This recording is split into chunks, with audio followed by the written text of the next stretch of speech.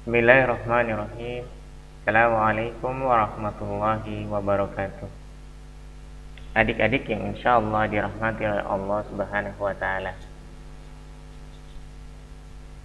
Di pertemuan kali ini, insya Allah kita akan mempelajari tentang algoritma dan pemrograman.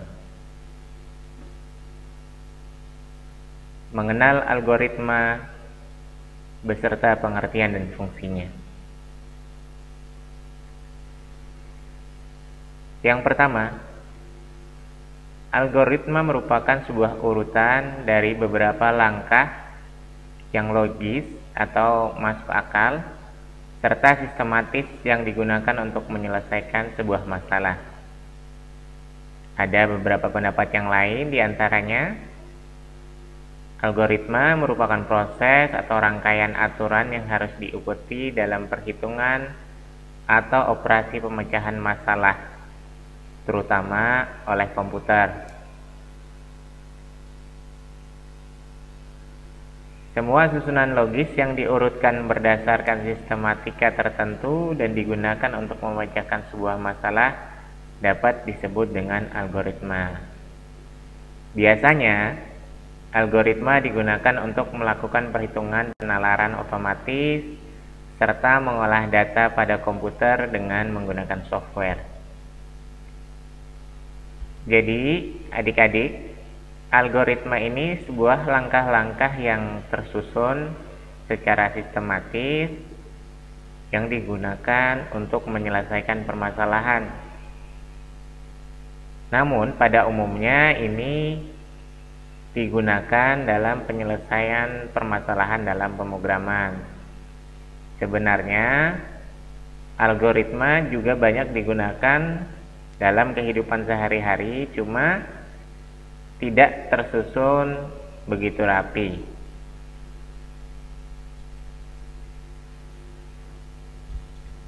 Ada 3 bentuk dasar algoritma. Yang pertama adalah algoritma sekuensial, yaitu sebuah perintah yang dapat tersusun dengan sistematis, berurutan, dan nantinya akan muncul beberapa instruksi lanjutan. Yang kedua adalah algoritma perulangan, yaitu sebuah perintah yang dapat digunakan untuk mengulang beberapa banyak perintah dengan syarat-syarat tertentu. Yang ketiga adalah algoritma perjabangan atau bersyarat, yaitu sebuah perintah yang dapat digunakan untuk memilih dari salah satu di antara beberapa pilihan.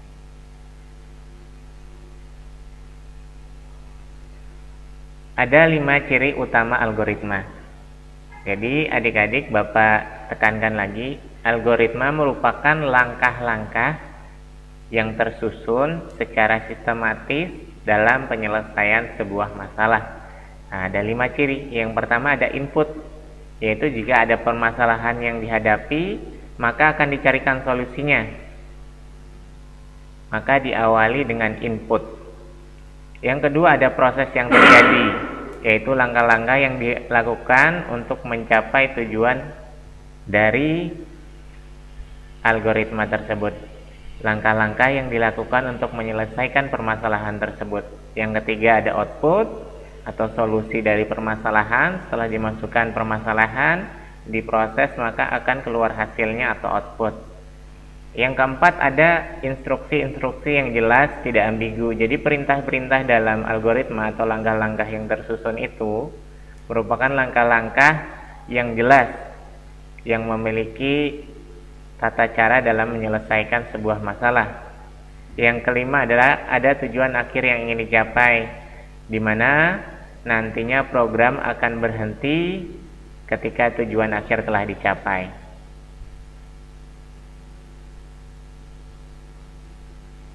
Fungsi dan manfaat algoritma. Pada dasarnya, algoritma digunakan untuk memecahkan sebuah permasalahan. Adapun lebih jelasnya, berikut ini merupakan fungsi dan manfaat algoritma. Yang pertama, untuk membantu menyederhanakan suatu program yang rumit dan besar. Yang kedua, untuk memudahkan dalam membuat sebuah program untuk masalah.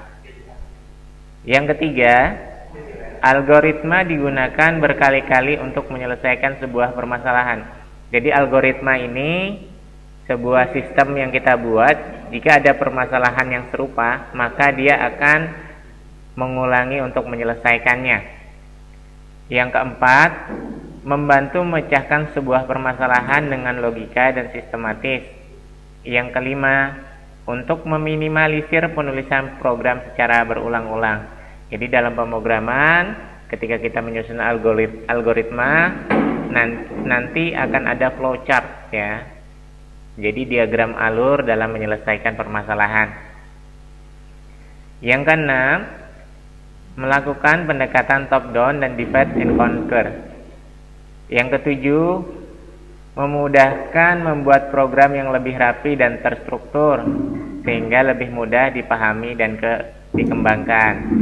Yang kedelapan, memudahkan proses modifikasi pada program karena dilakukan pada satu modul tanpa harus mengubah modul lainnya. Yang kesembilan, ketika terjadi kesalahan, maka algoritma dapat membantu menemukannya karena alur algoritma jelas secara sistematis.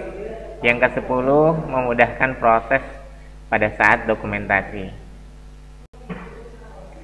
Berikut ini adalah contoh algoritma dalam mengirim SMS.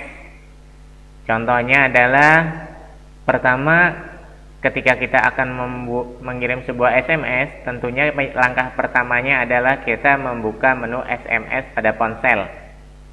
Yang kedua, kita memilih kontak atau nomor telepon. Yang ketiga, kita mengetik pesan yang akan dikirim. Yang keempat, tekan tombol kirim. Yang kelima, maka SMS akan terkirim. Pada contoh algoritma ini bisa kita berikan gambaran. Yang pertama merupakan input, di mana membuka menu SMS pada ponsel. Yang kedua, 3 sampai ke 4 merupakan bagian dari proses. Yang kelima merupakan output ketika SMS akan terkirim. Di gambar sebelah kiri, di mana ada start, pilih menu SMS, pilih nomor telepon, itu merupakan flowchart atau diagram alur.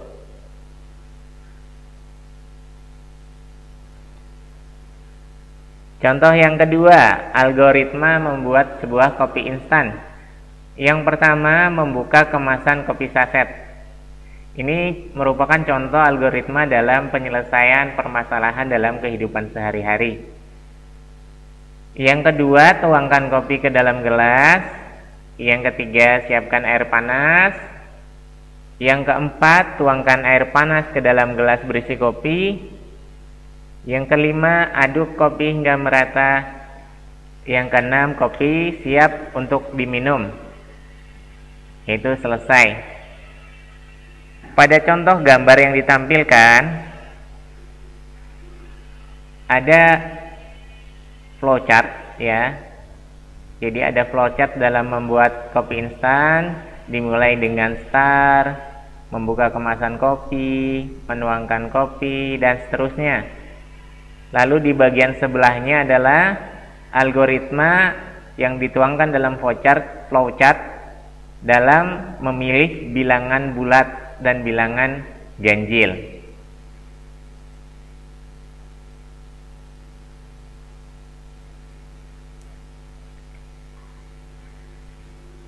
Kita sampai pada kesimpulan.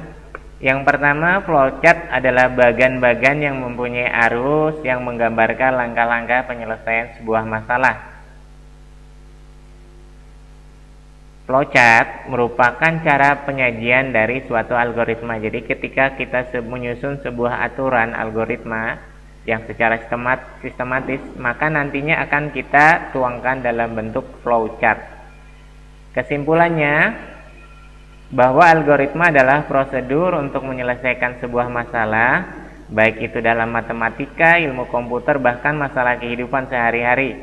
Algoritma mencakup perhitungan, penalaran, pemrosesan yang disajikan dalam bahasa kode, dan diagram alur. Kita kembali sebentar pada contoh algoritma.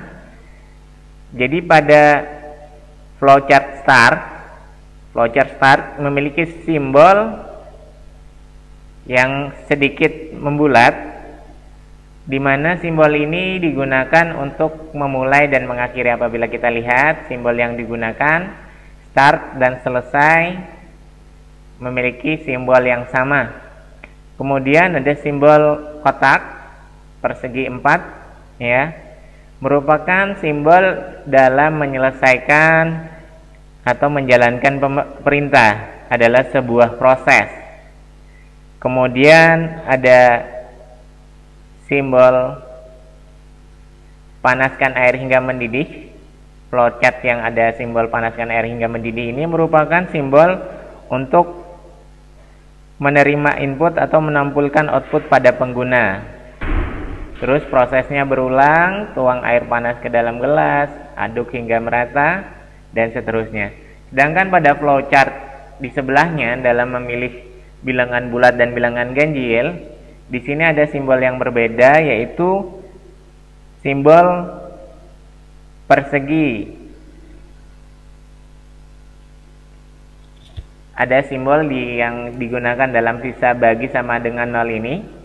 Ini adalah simbol yang digunakan untuk mengambil keputusan. Jadi pada flowchart ini ketika kita memasukkan sebuah bilangan, sebuah angka, lalu dia dibagi 2, maka sisa hasilnya tersebut akan diputuskan.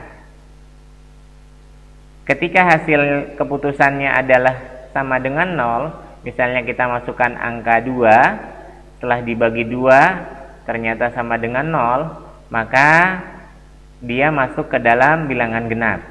Jika tidak keputusannya, maka dia masuk ke dalam bilangan ganjil. Setelah proses ini selesai, maka perintah dari algoritma pun selesai. Baik adik-adik, demikianlah materi dari algoritma yang meliputi pengertian algoritma dan juga flowchart. Insya Allah nanti kita akan lanjutkan tentang materi tentang pemrograman, dan kita akan membuat sebuah program-program sederhana. Assalamualaikum warahmatullahi wabarakatuh.